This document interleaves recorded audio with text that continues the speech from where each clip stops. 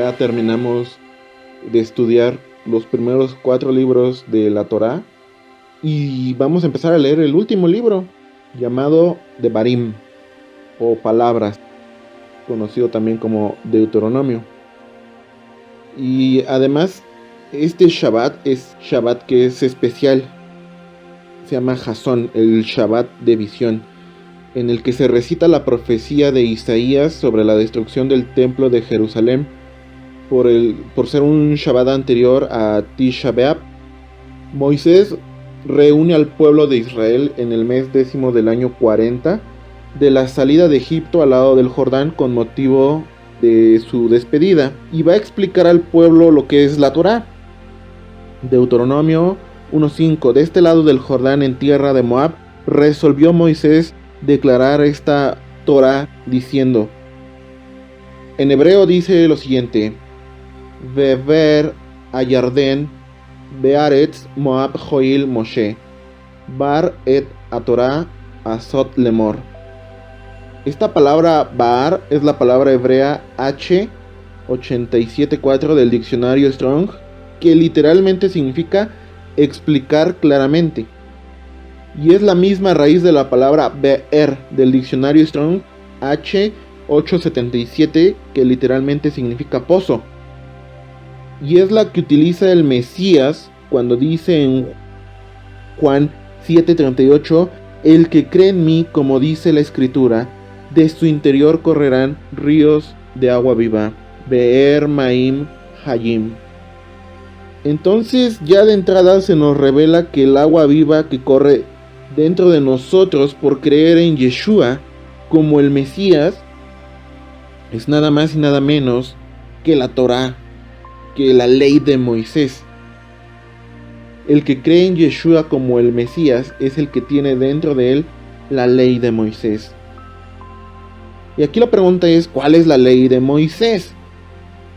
En Génesis, Éxodo, Levítico y Números vemos cómo Dios le habla y da instrucciones de lo que la persona debe de hacer y también de lo que no se puede hacer para tener una vida que permanezca en comunión permanentemente con Él, con nuestro Creador.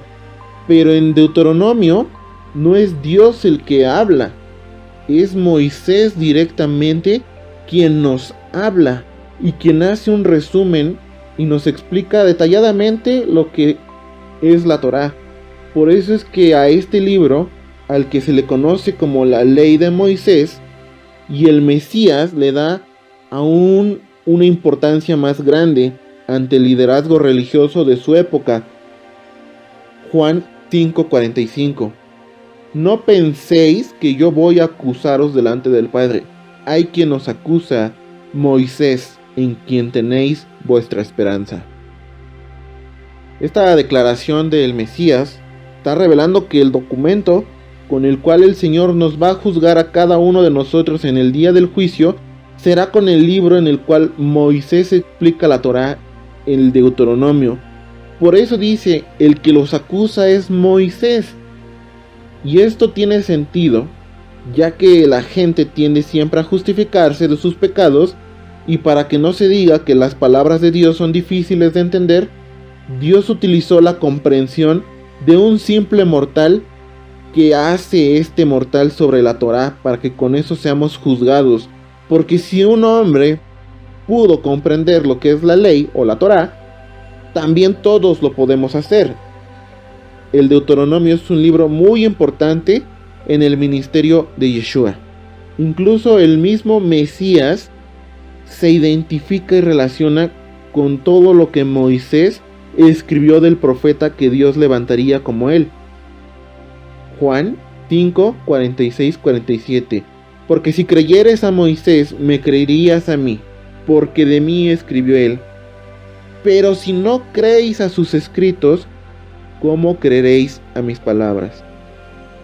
Aquí Yeshua se está refiriendo a lo que Moisés escribe en Deuteronomio 18:15. Profeta de en medio de ti, de tus hermanos, como yo, te levantará Adonai tu Dios, a él oiréis. Recordemos que Yeshua realizó un ayuno de 40 días Y tras este ayuno, fue llevado por el Ruaj al desierto y allí enfrentó al tentador. Cuando leemos un libro, terminamos siendo motivados a hacer lo que ahí está escrito. Con este entendimiento ahora podemos comprender que durante este ayuno, Yeshua leyó de Barim, el libro de Deuteronomio, la ley de Moisés. Pero eso es en cada tentación que Yeshua le responde al Satán con puras citas de este libro, ratificándolo con la frase escrito está. Para que todos, incluyendo al diablo, al Satán, sepan que el Mesías está citando la Torá. Vamos a ver la primera tentación que aparece en Mateo 4, versículos 3 y 4. Y vino a él el tentador y le dijo: si eres hijo de Dios, di que estas piedras se conviertan en pan. Él respondió y dijo: escrito está, no solo de pan vivirá el hombre, sino de toda palabra que sale de la boca de Dios. El Mesías claramente está citando Deuteronomio 8:3, y te afligió y te hizo tener hambre y te sustentó con maná, comida que no conocías tú ni tus padres la habían conocido, para hacerte saber que no solo de pan vivirá el hombre, mas de todo lo que sale de la boca de Adonai vivirá el hombre. La segunda tentación. Mateo 4, versículos del 5 al 7. Entonces el diablo le llevó a la santa ciudad y le puso sobre el pináculo del templo y le dijo: si eres hijo de Dios, échate abajo, porque escrito está: a sus ángeles mandará cerca de ti y en sus manos te sostendrán, para que no tropieces con tu pie en piedra. Jesús le dijo: escrito está también, no tentarás al Señor tu Dios. Aquí el Mesías está citando Deuteronomio 6:16. No tentarás a Adonai, vuestro Dios, como lo tentasteis en Masá. Vamos a ver la tercera tentación. Mateo 4, 8 al 10. Otra vez le llevó el diablo, el Satán, a un monte muy alto y le mostró todos los reinos del mundo y la gloria de ellos, y le dijo: todo esto te daré si postrado me adoraréis. Entonces Yeshua le dijo: vete, Satanás, porque escrito está: al Señor tu Dios adorarás y a Él solo servirás. De nueva manera, aquí nuestro Mashiach está citando dos versículos. Deuteronomio 6:13: Adonai tu Dios temerás y a Él solo servirás y por su nombre jurarás. Y Deuteronomio 10:20: a Adonai tu Dios temerás, a Él solo servirás, a Él seguirás y por su nombre jurarás. Aquí con, ¿cómo podemos decirlo?, gama de pasajes, queda claro lo importante que es el libro de Deuteronomio, de Barim, la ley de Moisés para el ministerio de nuestro Mashiach. Pero esto también revela una trágica realidad. Lo que para Mashiach es muy importante, para los cristianos no les importa. Es una encuesta mundial realizada por una universidad norteamericana de corte evangélico. Se comprobó que el 99% de los cristianos de todo el mundo no sabe el primero de los 10 mandamientos. Todos respondieron: amarás a Dios por encima de todas las cosas. Ese no es. Esta vergonzosa ignorancia es producto de una diabólica enseñanza del medio versículo que dice: ya no estamos bajo la ley, sino bajo la gracia, lo cual ha despertado un rechazo hacia la ley, fomentando personas torpes, predicaciones de predicadores burladores de la palabra de Dios, que en medio de un show decadente ponen en rivalidad el Antiguo y el Nuevo Testamento, y sin importar lo que diga el mismo personaje que inspiró al menos el nombre del cristianismo, lo ponen como un hijo desobediente que fundó una religión y miles de denominaciones con una teología torcida en la que guardar los mandamientos está mal, en que la ley es maldición y que el Mesías fue inmolado para que la humanidad ya no le haga caso a la palabra de Dios. ¡Qué tristeza! y no conformes con estas doctrinas humanas, refuerzan su doctrina con las cartas del apóstol Pablo, al que le crearon una imagen más cercana al de un cristiano pentecostés que a lo que en realidad es un rabino judío, fariseo de fariseos, hijo de fariseo, que lo único que cambió en su vida fue alinear la revelación de Yeshua como el Mesías prometido a Israel, que describen las escrituras, pero jamás modificó su doctrina de la Torá que aprendió del rabino Gamaliel.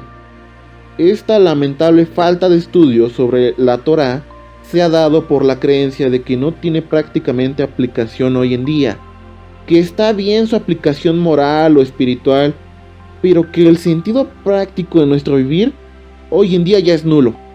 Para todas las generaciones de hoy es algo nulo.